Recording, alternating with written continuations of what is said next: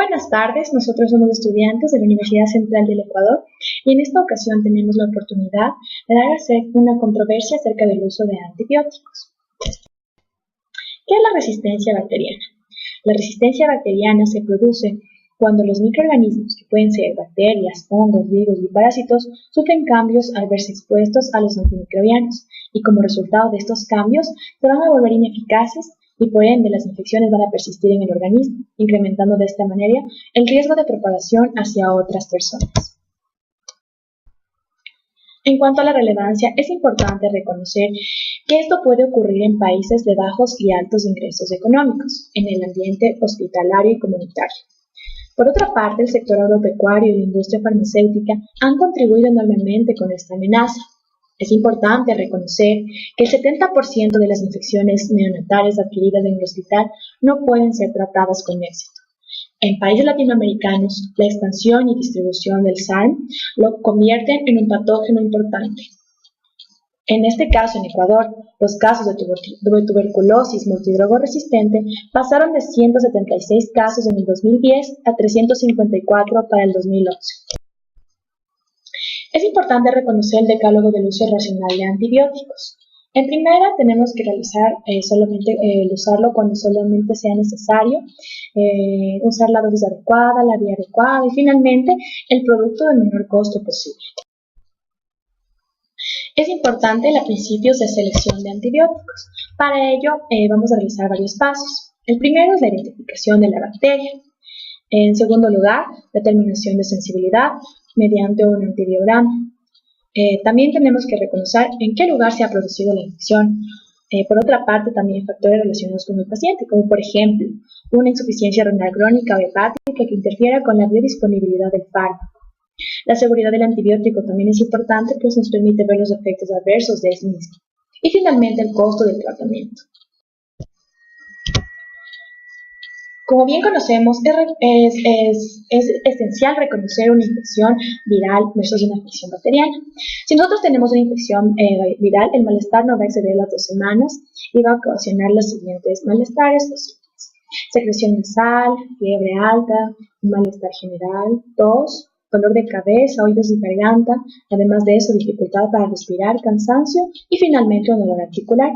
En cambio, si tenemos una infección bacteriana, se va a caracterizar principalmente por 3 puntos.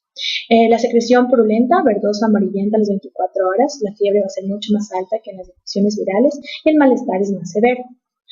Es importante saber que los procesos virales al inicio no tienen producción purulenta y los bacterianos sí lo tienen. Para saberlo, solo hay que observar en la garganta si tienen placas. ¿Es recomendable siempre realizar cultivo? Se debe realizar siempre y cuando la etiología sea bacteriana, y por eso tenemos que guiarnos en la clínica, ya que permite el estudio de resistencia y susceptibilidad. Sin embargo, no necesariamente se requiere tener el diagnóstico a través del cultivo para comenzar con el tratamiento antimicrobiano, que puede ser empírico. Pues una vez que hayamos recibido los resultados microbiológicos, es muy importante desescalar eligiendo el antibiótico de menor espectro y toxicidad que se haya demostrado efectivo contra la bacteria encontrada. Mecanismos de resistencia bacteriana. La bacteria son seres vivos que evolucionan, capaces de adaptarse y de resistir a los antibióticos, y para ello han creado varias estrategias importantes. 4 de ellas vamos a nombrar.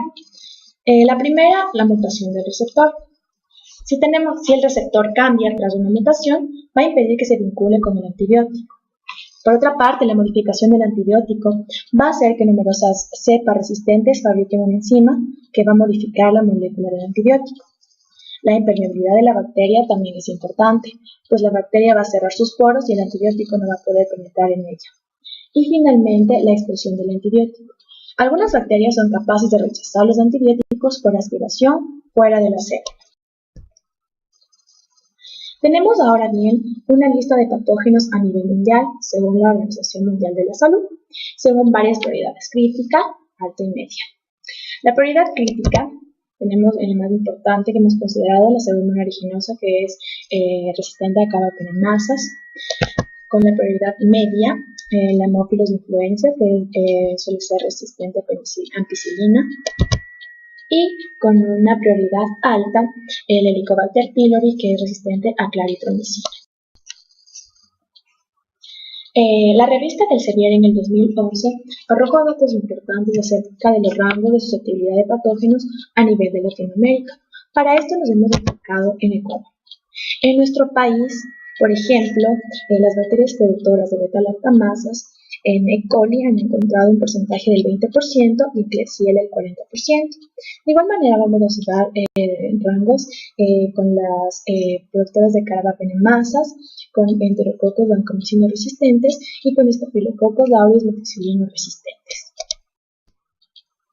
En este cuadro podemos ver acerca del Hospital Regional del Ecuador, observamos varias bacterias y su resistencia, grado de resistencia. En color rojo podemos ver cuando la resistencia es mayor al 30%, color verde cuando la resistencia está oscilando entre el 10 y el 30%, amarillo con una resistencia del 10%, es decir, es muy susceptible a la bacteria, color naranja, el antibiótico no recomendado en niños en la revisión de un especialista, y gris para la resistencia natural.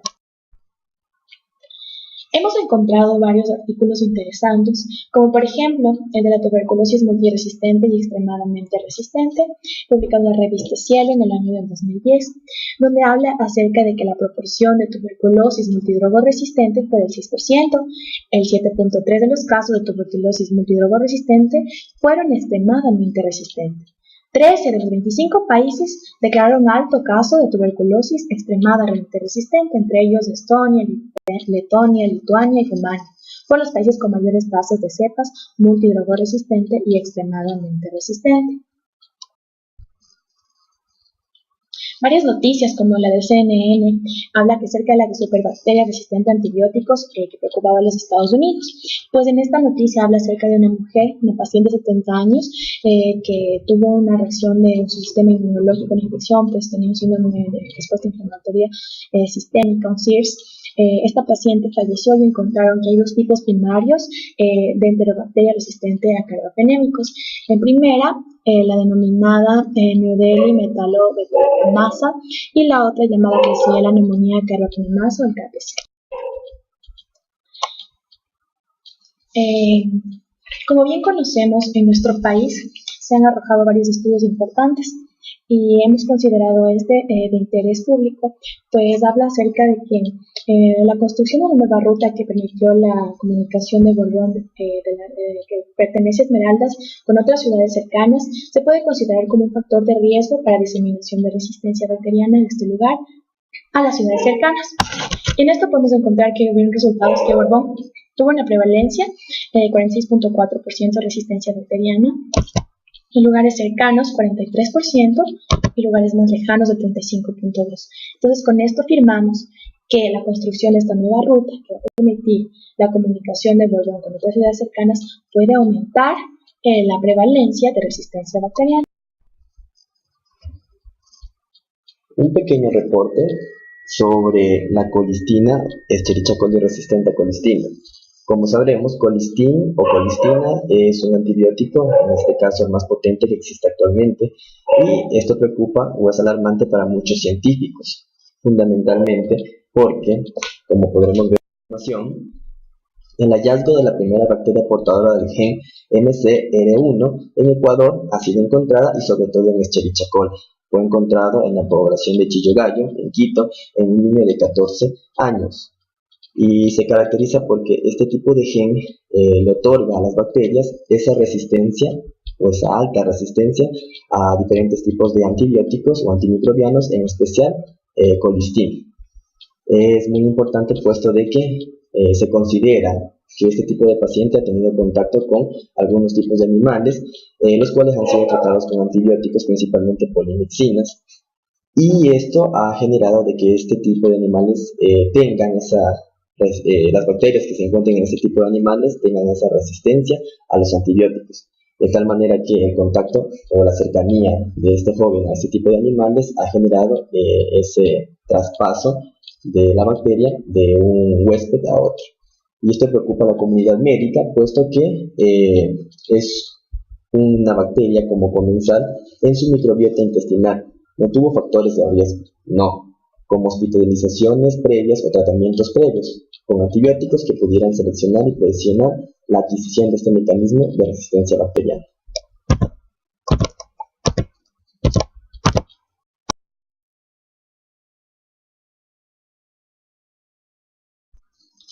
A continuación tenemos un caso de resistencia cruzada de Escherichia coli, el cual nos menciona que algunos, en este caso campesinos o personas que se encuentran dedicados a lo que es la avicultura, criaron o hicieron un experimento entre aquellos que fueran o eran para el comercio y aquellos que eran en este caso domésticos.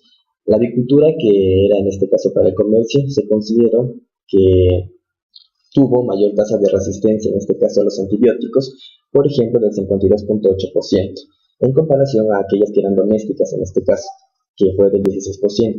Y esta resistencia fue fundamentalmente para antibióticos tales como amoxicilina más ácido clavulánico, cefalotina, cefotaxima, gentamicina, fundamentalmente, lo cual preocupa puesto de que este tipo de aves que han sido para el comercio en vez de las domésticas han sido tratadas con antibióticos no terapéuticos, por lo cual indican, o en este caso explican por qué la resistencia.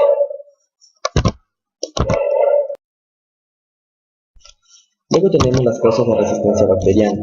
Aquí tenemos en este caso que pueden ser por el exceso de prescripción de antibióticos, los pacientes que no han acabado su tratamiento, el uso excesivo de antibióticos, la cría de ganado y pesca, el control inadecuado de las infecciones en los hospitales y clínicas, así como también la falta de higiene y saneamiento y la falta del desarrollo de nuevos antibióticos. Tenemos que favorecen porque el uso de antibióticos sin prescripción favorecen la aparición de bacterias resistentes, cosa de que éstas prácticamente se van adaptando a este tipo de antibióticos y pierden la eficacia para ellos.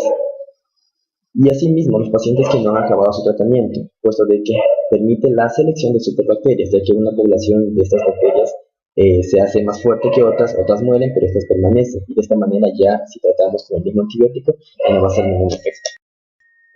Luego tenemos cómo resolver el problema. Podemos seguir los siguientes pasos. Siempre deben ser recetados por un médico o odontólogo. Los antibióticos sin indicación médica causan daño, obviamente, puesto que permiten la resistencia bacteriana. No sirven para tratar el resfrío o la gripe, puesto de que esto es de entidad viral, más no bacteriana, y fundamentalmente es imprescindible tener una receta para comprarlos. En cuanto a la resistencia a los antibióticos, podemos aquí ver las rutas cuales siguen. Tenemos que los antibióticos dados a los animales, así como también utilizados en los cultivos.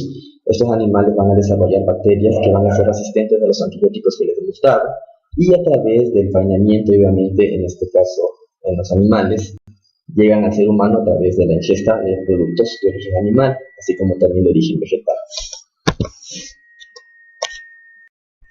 ¿Cómo resolver el problema? Tenemos asegurarnos que los antibióticos que en este caso vamos a dar a los animales solo se utilizan para controlar enfermedades infecciosas y siempre bajo supervisión veterinaria. No olvidar.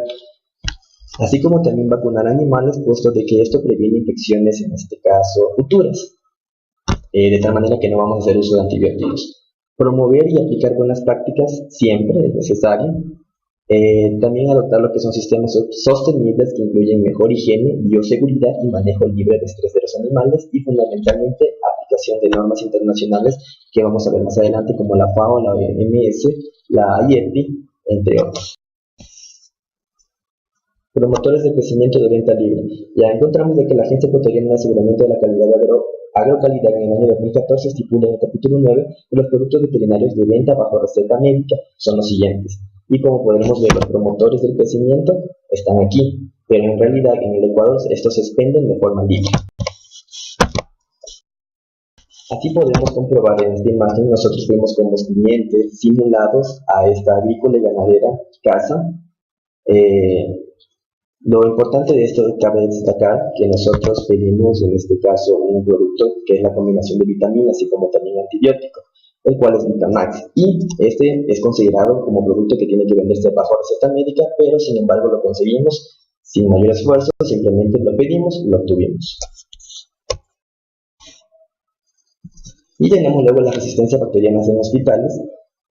Prácticamente los antibióticos son en este caso son usados por los pacientes y ellos abusan de ellos.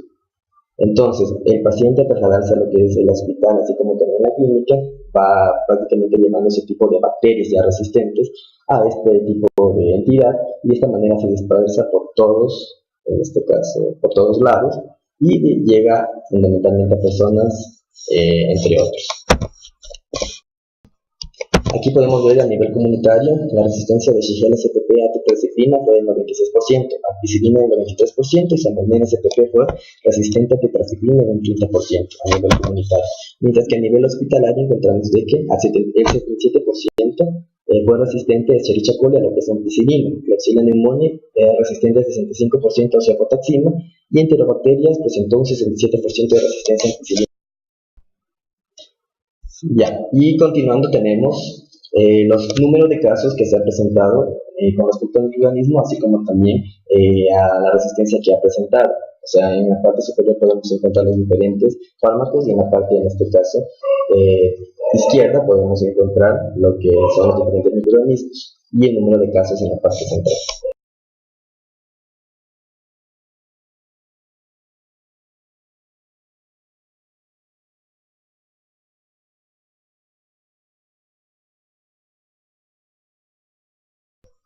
Y bueno, estos son resultados del hospital de las Fuerzas Armadas. En este caso presentaron que la bacteria fundamentalmente encontrada era del 47.24%, era Escherichia coli.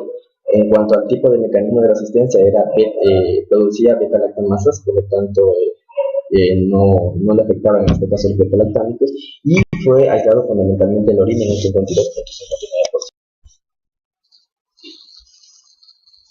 Entonces, ¿cómo podemos resolver el problema? Primero, tenemos que tener en cuenta que los directores de hospitales y clínicas pueden hacer muchísimo y también los médicos. Para esto debemos ver si es que los directores de hospitales previenen las infecciones asegurándose de que el personal tenga adecuadamente lavadas sus manos y limpio el instrumental que utilizan día a día en el hospital, además del entorno en el cual trabajan. Debemos ver si es que se aplican los programas de optimización del uso de antibióticos y el seguimiento de buenas prácticas de prescripción. Si se asignan recursos humanos, económicos e informáticos para luchar contra la resistencia a los antibióticos y si se da el alta a los pacientes en cuanto se encuentran en un buen estado de salud. Por tanto, los médicos deben preguntarse en qué pueden aportar para combatir la resistencia antibacteriana, si es que utilizan protocolos de prevención y tratamiento de infecciones, si utilizan pruebas diagnósticas para tomar decisiones con pleno conocimiento de la situación, si prescriben o dispensan antibióticos solo cuando son necesarios y si explican a los pacientes la adecuada ingesta de los mismos. Una de las causas de la resistencia antimicrobiana es la falta de desarrollo de nuevos antibióticos. En los últimos años se ha visto que hay un gran compromiso por parte de varias naciones para mitigar el tema de la resistencia a los antibióticos, debido a la creación de planes de acción nacionales que refuercen sistemas de salud y vigilancia. Tenemos este artículo que fue publicado en el 2017 que se trata de los agentes antibacteriales en el desarrollo clínico, es de la OMS.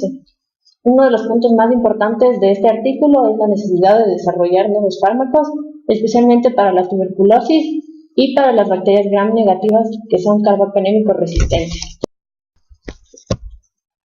¿Qué pueden hacer los farmacéuticos frente a esto?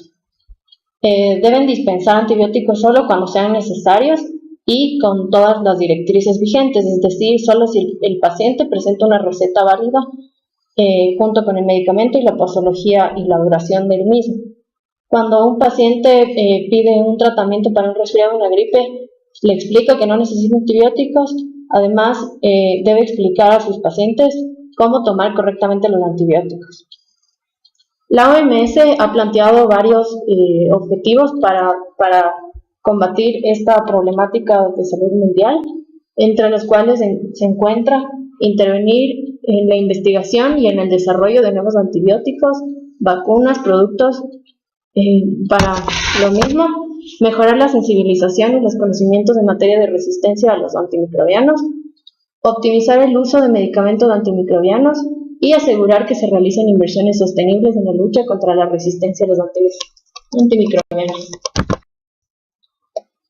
Otra de las causas de la resistencia a los antibióticos es la falta de higiene y saneamiento deficiente.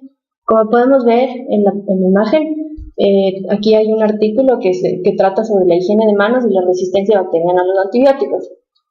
En este caso, se ha puesto esta causa debido a que se han desarrollado programas a nivel de clínicas y hospitales como campañas en el correcto lavado de manos y esterilización de instrumental quirúrgico, además de distintas áreas del entorno hospitalario. ¿Qué pueden hacer los profesionales de la salud? Nosotros como futuros médicos podemos realizar varias cosas para evitar el uso indiscriminado de antibióticos y detener así la resistencia antimicrobiana. Podemos observar este afiche explicativo de la OMS donde nos describe los 11 pasos del adecuado lavado de manos. Tenemos aquí algunas medidas temporales para proteger la salud, como por ejemplo el suministro de agua salubre que puede provenir a través de aguas subterráneas protegidas o de redes de abastecimiento de agua, para garantizar así el adecuado uso y que el estado del agua esté en buenas condiciones. Suministrar agua para lavarse las manos después de ir al baño, manipular alimentos y en nuestro caso al momento de atender pacientes. Y dotar de instalaciones básicas de saneamiento para los pacientes, para el personal y para los cuidadores, sin contaminar el entorno o los recursos de atención sanitaria. Por ejemplo, la limpieza de quirófanos con una adecuada ventilación y la esterilización de materiales e instrumentos quirúrgicos. Existen varias estrategias para controlar la resistencia antimicrobiana. Este artículo es sobre el IEPI, que es la atención integral de las enfermedades prevalentes en la infancia del Ecuador. Es muy interesante puesto que parece tener éxito en promover el uso racional de antibióticos. Debido a la dificultad al acceso a centros de atención en zonas rurales, es posible que muchos médicos sobremediquen a sus pacientes por si acaso no regresen a su control. Pero con este programa de atención integral de enfermedades prevalentes de la infancia en nuestro país, se ha podido regular el uso indiscriminado de la prescripción de antibióticos. Las estrategias para controlar la resistencia antimicrobiana. El Plan de Acción de la FAO, que es la Organización de las Naciones Unidas para Alimentación y Agricultura sobre la resistencia a los antimicrobianos, propone estos 5 objetivos, que es la información y educación y formación de las poblaciones, vigilancia, monitoreo y registro de casos reportados, reducción de las infecciones a través de inmunizaciones, la legislación, optimización del uso que controle la venta y el uso de antibióticos y la inversión sostenible para las alternativas y reducción del uso de los mismos. Existen estrategias para controlar la resistencia antimicrobiana. Por ejemplo, el JUNET. El JUNET es un software gratuito desarrollado por el Centro Colaborador de la Organización Mundial de la Salud para la vigilancia de la resistencia a los antimicrobianos a partir de las bases de datos generadas por el Laboratorio de Microbiología, los cuales tienen como principales objetivos mejorar el uso de los datos obtenidos a partir del Laboratorio de Microbiología y promover la colaboración nacional e internacional mediante el intercambio. Tenemos los miembros de la Red Nacional de la Resistencia Bacteriana en Ecuador, JUNET, los que se pueden proyectar a continuación. Las estrategias para controlar la resistencia antimicrobiana. El JUNET. El JUNET es una plataforma que permite reportar todos los datos de la resistencia antimicrobiana y se encuentra disponible para el mundo. Entonces, el JUNET lo que hace es analizar los datos de sensibilidad y resistencia a antibióticos y puede ser utilizada en laboratorios individuales o también en redes de vigilancia nacional e internacional. Este se encuentra disponible en 17 idiomas y es utilizado en más de 90 países del mundo. Los resultados del JUNET son los siguientes. Primero, un mejoramiento de la calidad para asegurar la calidad de las pruebas de laboratorio, describir las tendencias en la epidemiología y resistencia antimicrobiana, la caracterización de la epidemiología molecular a los mecanismos de resistencia, la orientación a la terapia antimicrobiana y recomendaciones de las mismas, y el apoyo a las intervenciones de control de infecciones, en particular la identificación temprana de los brotes hospitalarios y comunitarios. Por último, tenemos las medidas de mitigación de la resistencia antimicrobiana en Ecuador. Se han desarrollado algunas entidades y organismos en estos años para combatir y concientizar a la población acerca de la resistencia a antibióticos. En nuestro país, un grupo de cuencanos han desarrollado REACT, que son talleres o seminarios que pretenden mitigar la resistencia antimicrobiana en nuestro país gracias a la concientización de la población sobre el uso indiscriminado de antibióticos. Algunas actividades de este grupo constan o se basan en realizar talleres e invitar a periodistas, los cuales son evaluados antes del taller y luego del taller, con el fin de saber si han adquirido conocimientos que posteriormente podrán ser transmitidos a la sociedad. Les recomiendo que revisen esta página, pues es muy interesante y es sobre todo de nuestro país. Muchas gracias.